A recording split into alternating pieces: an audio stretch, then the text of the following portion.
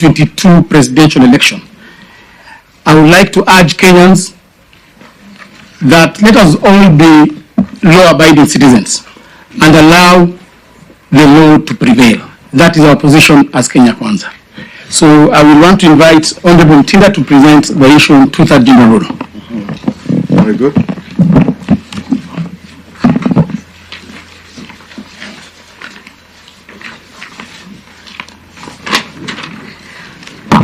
Thank you, Honorable Chairs. And I want to actually start by saying that it's very regrettable to note that the Constitution, as we speak, clearly articulates for the framework of the two-thirds gender rule. But as Parliament sits now, more specific at National Assembly, we've not been able to achieve the two-thirds gender rule. As a coalition, Kenya Kwanza, led by our party leader, none other than Dr. William RUTO, we want to state that we are committed and as a party in terms of championing and promoting the realization of women inclusion and effective participation in every sphere of national endeavors. We have recently also, as a coalition, amended our structure in terms of ensuring that we include party leadership cadres that ensure we meet the two-thirds gender rule in our political different coalitions. Further to this, Honorable Chair, you note that currently in the National Assembly, we on the one-third, we have 97, it should be 97, but we currently have 47 women reps, hence we have less 50, but since we have 26 women elected on single constituencies, we still have a short of 24 women who are supposed to be in Parliament. So as a coalition, we want to state that our proposal is for this committee to support in these numbers getting to the two-thirds agenda that we all focus on. I want to state that county assemblies have been able to achieve this through gender top-up. Senate, equally where I sit, we've been able to achieve it, but in National Assembly, we've not been able to achieve this. Finally, as a coalition, we also not forgetting our youth and people with disability. We are ensuring that in our different political structure, we ensure that we are going to have different opportunities and different areas that they can be able to serve, so that we increase the number of women, we increase the number of our youth, and we also increase our number of our PWC. Thank you, Madam Chair. Thank you. And the one presenting next, please note you have 5 more minutes. Thank you. Thank you, Chair, for the opportunity. We will submit to you our written proposal. I will simply summarize what we have on fidelity to political parties, coalitions, and the law on multi-party democracy. Our proposal is that we seek to strengthen individual parties as key pillars for strong coalitions in Kenya. Secondly, that multipartyism is a critical tool to the growth of democracy in Kenya. And thirdly, that the choice of belonging to any political party is enshrined in the Constitution, must be respected, and it must be strengthened. Thank you.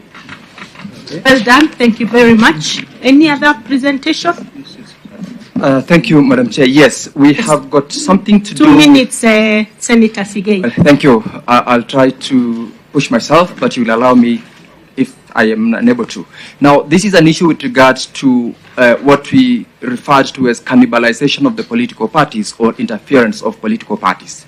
The position that we are taking is that there is indeed law in place. There is the Political Parties Act that has established the management, the structure, and the role of political parties. It has indeed provided for situations where members are expected either to be within or without the provisions of their constitution as at the party level. The Constitution of Kenya, at the same time, we are all aware, mandates members under Article 38 the freedom to politics and democracy.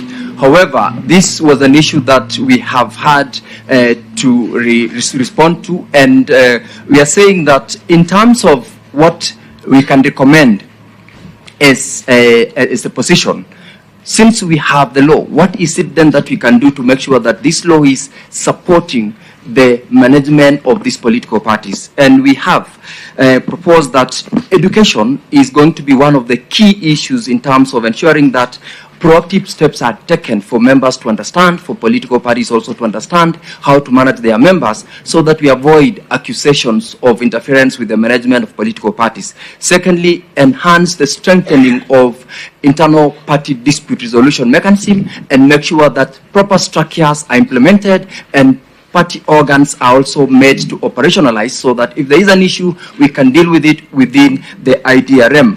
Thirdly, political dialogue and democratic space is key. If we have this continuous, there will be no accusation of one party having interfered with another party's political structure. And lastly, legal reforms, where we are saying that policymakers should be able to consider reviewing and amending the existing laws where we feel there is a lacuna. And in this case, if there is a lacuna in terms of the Political Parties Act, where we are saying at what point do we deem a member to have maybe promoted the position of another political party, it should be clear so that members are allowed to exercise their democratic right and space, and none is accused of having cannibalized any other political party. That is our position as Kenya Kwanza, and we are saying this commission can push also along those proposals. Thank you, Senator. Lastly, Chair. Lastly, there's a last one.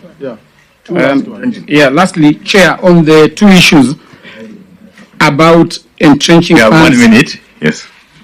How many minutes? 1 minute. 2 more minutes, Chair.